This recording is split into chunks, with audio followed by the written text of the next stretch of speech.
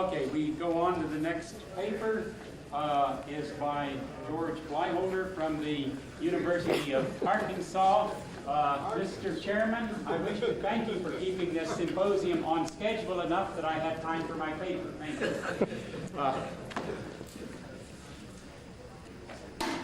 Well, I am particularly pleased to be part of this symposium, not only because of my high regard for Bob Ishins as one of the founding fathers of this area of infrared spectroscopy of surface species, but also because of my very high regard for Bob as a human being.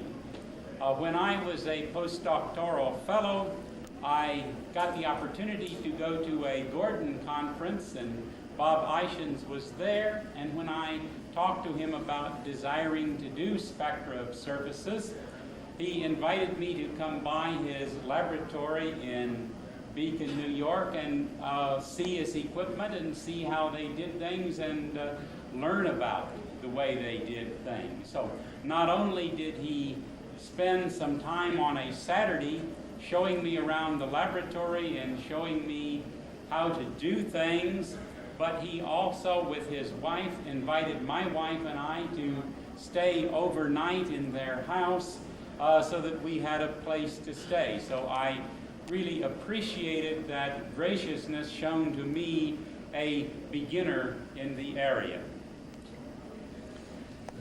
Now, as to what we are doing here,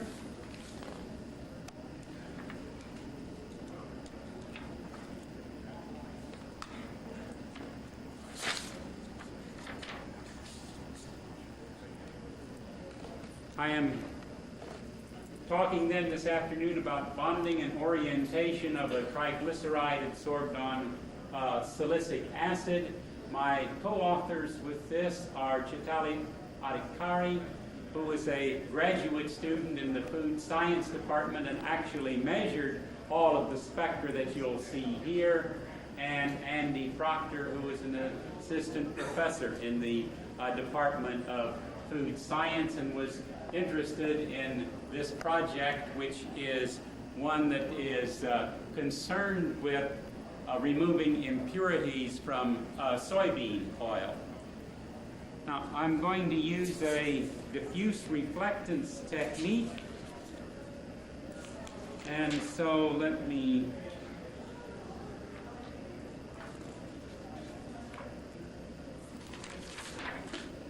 just briefly, I want to say a word or two about diffuse reflectance here. Essentially, the sample, which is going to be siliicic acid or silica gel, which has then oleic acid and triglyceride adsorbed on it. The powder is placed in a cup here. This device then simply goes into the spectrometer. Radiation comes in, is focused down on the sample. Diffuse reflectance, then infrared light comes out, is refocused by this hemispherical mirror, and comes down and goes on to the detector. So it's a very simple technique. All the graduate student has to do is simply take the powdered sample, put it in the cup, level off the surface, and one is ready to go. Now, there are some difficulties, unfortunately, with diffuse reflectance, and let me just talk a bit about some of the problems that one may have. This is simply a spectrum of quartz and Ottawa sand. This comes from a paper by Peter Griffiths and Mike Fuller. This is about 2 millimeter diameter sand particles, and the main feature, as you would expect, is simply a very large silica band. Now, if you look at some of the optical properties connected with materials, as you go through a absorption band, we're plotting wavelength here, This is the absorption coefficient, and obviously the absorption coefficient then increases as you go through an absorption band. That's very nice.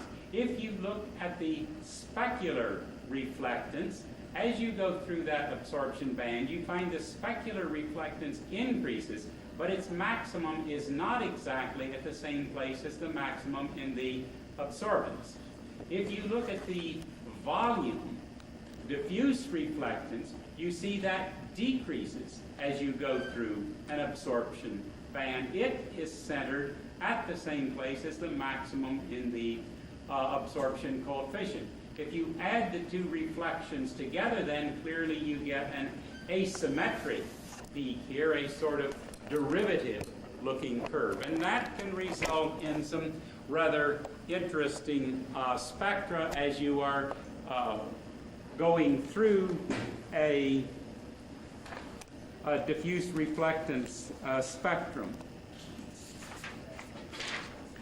Now, just to see a little more of some of the things that can complicate diffuse reflectance spectra, this is our same Ottawa sand starting here at the top. That's the silica absorption around 1,000 wave numbers. This is for, the top one is for 2 millimeter diameter particles, sand, and then as you grind the sand, we get successively finer particles until we get down to particles that are 10 microns or thereabouts in size, which means that the size of the particle is about the same as the wavelength of light being absorbed for this main absorption band.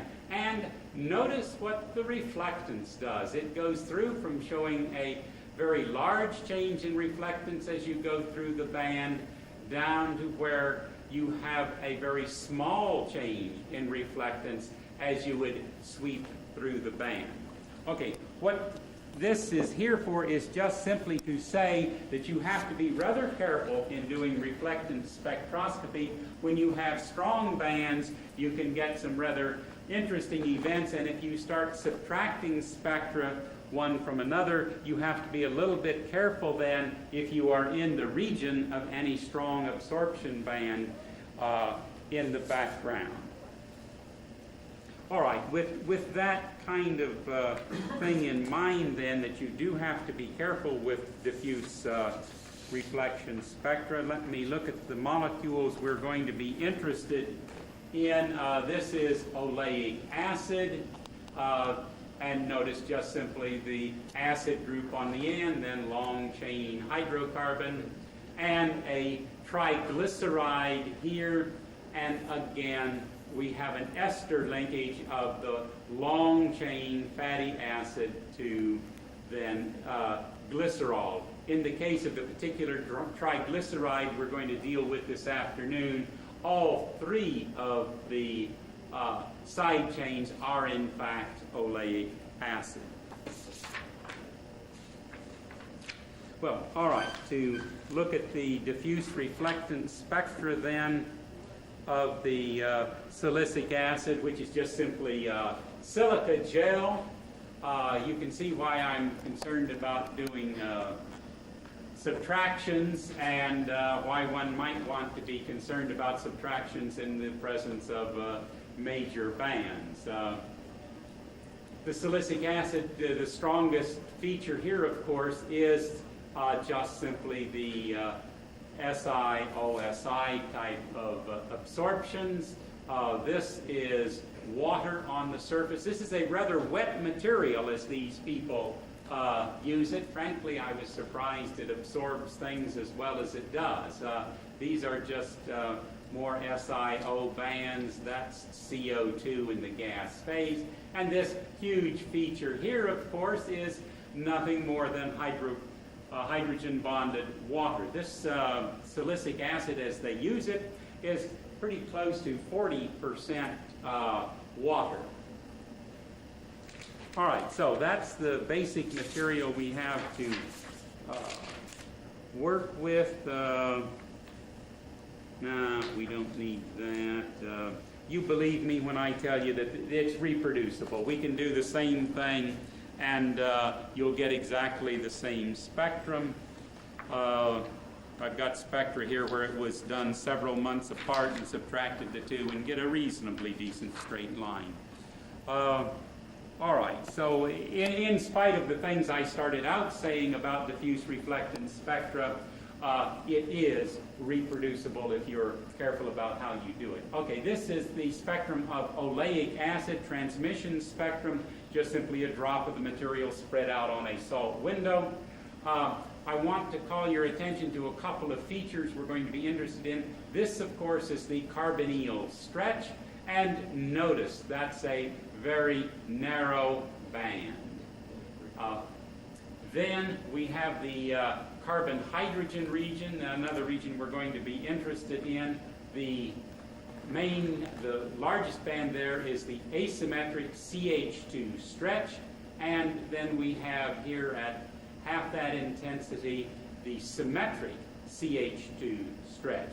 Now, I want to call your attention now to the fact that the asymmetric stretch here is about twice the intensity as the symmetric stretch. We're going to find that that is going to change as the molecule is absorbed on the surface, and that's going to allow us to say some things about the orientation of the molecule on the surface.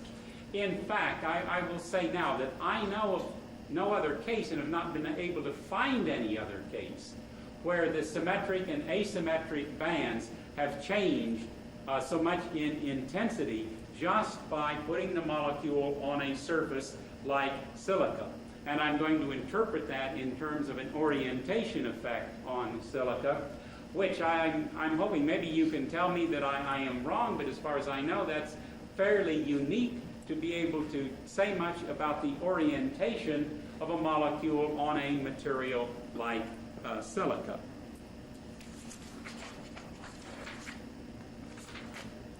Well, all right. In fact, I put up there to begin with both oleic acid and the triglyceride. Their spectra are essentially the same. So I'm going to show some for oleic acid here, and then just very quickly note the triglyceride is essentially the same. All right. The top spectrum up here then has oleic acid on the silicic acid, that is the silica gel. That spectrum, of course, looks just very much like our spectrum for the silicic acid right to begin with. The differences are right here is the carbonyl stretch, and over here are the CH stretching modes. Well, there's also the CH bending modes, but I'm not worrying about those. So, obviously, to see what one is doing, one would like to do subtraction spectra, and so this is the subtraction spectra. Now, in the region of that large silica band, you'll notice that we do not get a flat background. That band does not subtract out well due to shifts, small shifts in the band. As you absorb things, you change slightly the dielectric constant of the material, and that's going to change the reflectance, and so you never get things that completely subtract out. But I'm going to simply not do anything about that region anyway. All right, there obviously is our carbonyl band. There is the CH stretches. That's gas phase CO2, so we don't worry about that. That, I think, here is some more hydrogen bonded OH that has changed during the course of this, and we have this negative peak then at about 3740. All right, out of this, what I conclude is that the carbonyl band here is greatly broadened. So I am proposing that's due to simply hydrogen bonding of the acid to the surface.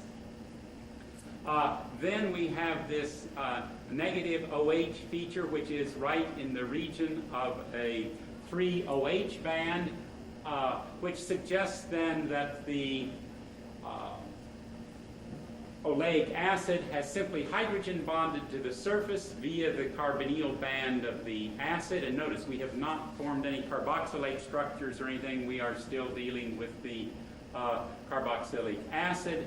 But it hydrogen bonds, hence the broadening. And not only that, it hydrogen bonds to free OH on the surface due to this sharp band here at 3740 something.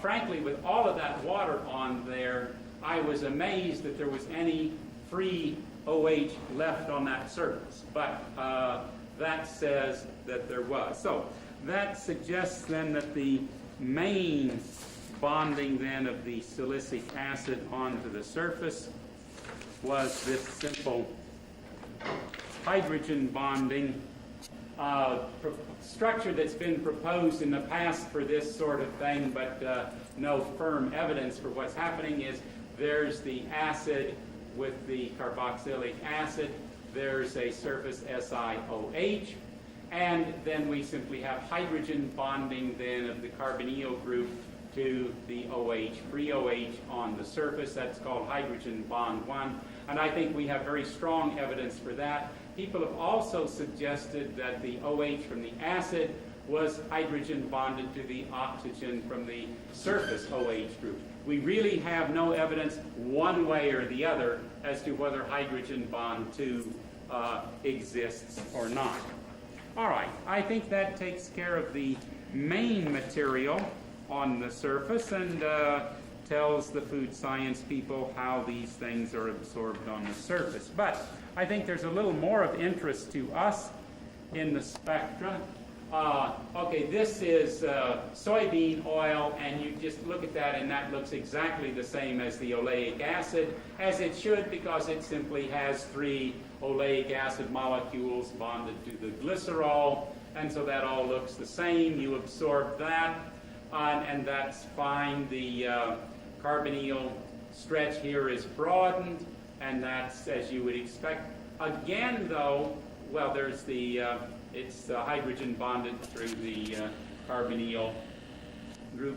But again, just as in the case of oleic acid, if you looked at those intensities, this is the frequency here for the symmetric stretch.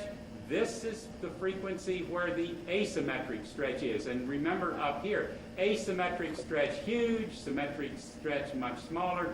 Here, that asymmetric stretch is very small indeed, and much smaller now compared to the symmetric stretch. So the question is, how in the world, just absorbing that sort of thing on a silicic acid, do we change these relative intensities? Well, in fact, my explanation for this is going to go back to some of the original pioneering work in some papers by Francis and Pliskin and Eichens and Hamaker, in which they suggested dipole-dipole interactions among surface molecules as changing their relative intensities. And that work, of course, was the work with CO on platinum on silica. So, back to their original idea now of perhaps dipole-dipole interactions causing these changes. Well, how might this come about? Well, let's look at one more little piece of information here. One thing that was done to the sample, this is just that same spectrum of the triglyceride on the silica surface from the last slide. This was then washed with hexane, which is the solution from which the absorption is done. So, when the sample was washed, actually this gets just a little bit narrower. That's hard to see. A small amount of material has been washed off the surface. Notice here the relative intensities now have changed. Up here, the symmetric stretch was the strongest one and the asymmetric was less. Here we see that the asymmetric stretch has grown back some. Well, all right, so we have washed some material off the surface. I thought it was instructive to do a subtraction spectrum so we could see the spectrum of the material that's been washed off the surface. I'm going to call that a material that's actually physically adsorbed on the surface. Now, the material that washed off the surface, notice from that subtract, that has a very narrow carboxylate band, carboxyl band. That's indicating that that material that washed off the surface was in fact not hydrogen bonded through the carboxyl group. Notice the material that washed off the surface has, this is the symmetric stretch, was by far, and in fact where the asymmetric stretch belongs, we see very little absorption there. So the asymmetric stretch is practically gone. We see the symmetric stretch, and the material then has this narrow carboxyl band. Now, what I am suggesting then is if we had two kinds of material on the surface, one is going to be the normal hydrogen bonded through the acid group. Let me put that back up there. Hydrogen bonded through the acid group, the oleic acid or the triglyceride sticking up away from the surface so that those relative intensities of the CH3, of the CH2, symmetric and asymmetric, would be about the way they would be in the normal material, but that there was also then some physically adsorbed material on the surface that did not use the acid to hydrogen bond to the surface, but rather interacted with the surface through these dipole-dipole interactions. Now, if you consider the CH2 symmetric and asymmetric bands, notice in the extended form, the carbon atoms would define a plane. The CH2s then stick out from them. The symmetric CH2 stretch, those would all be lined up and be in the same, the dipole moment change would be in the same plane as the plane defined by the paper here or by the carbon atoms. The asymmetric CH2 stretch would come out at an angle to those. Now, what I'm proposing is on that surface, we have all of the hydrogen bonded OH, and so there are OH groups that have the same frequency as the CH2 bands. But the symmetric CH2 bands then have their dipole moments in a direction such that they don't interact with the surface OH groups, whereas the asymmetric CH2 bands are such that their dipoles are close enough to the same direction as surface OH bands, so that you get dipole-dipole interaction, and then you will get intensity transfer out into the broad OH band on the surface. And it's that dipole-dipole interaction then that is robbing the asymmetric band of its intensity. So the proposal then is just simply that the molecule, whether it's the triglyceride or the oleic acid, then has a physically adsorbed form which is lying down on the surface, and due to these dipole-dipole interactions, the asymmetric band has its intensity greatly reduced. And as far as I know, this is a relatively unique kind of spectrum. All the other spectra I know of things that are hydrocarbons on surfaces, these self-assembled monolayers that people do so much of, proteins adsorbed on silica, alumina surfaces, they all essentially have this ratio of CH2 symmetric and asymmetric bands being as they are in the normal liquid molecules. So that's essentially it. Thank you.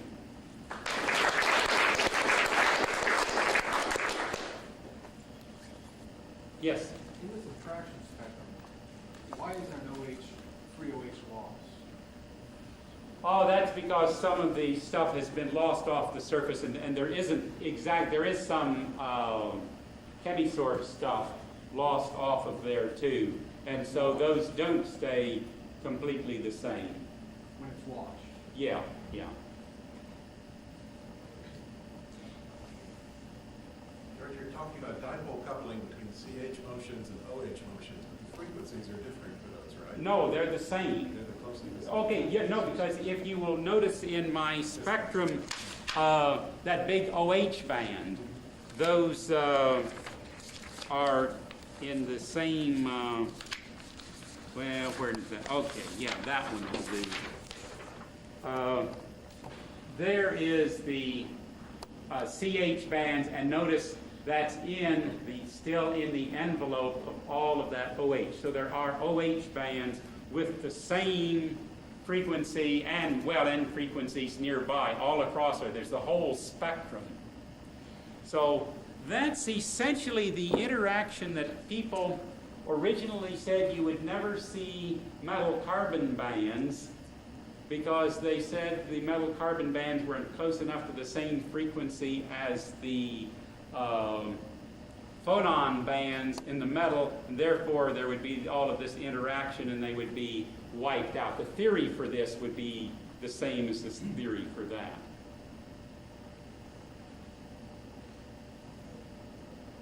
But I thought this was a rather interesting case of this change in relative intensities, which I had never seen before. Confused me no end. Yeah.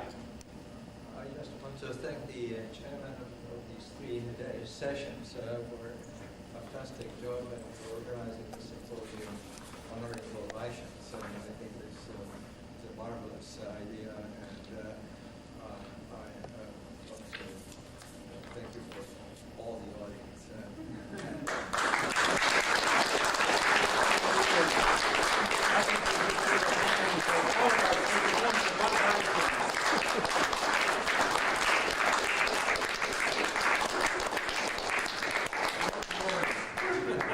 Complete strangers, I heard this right.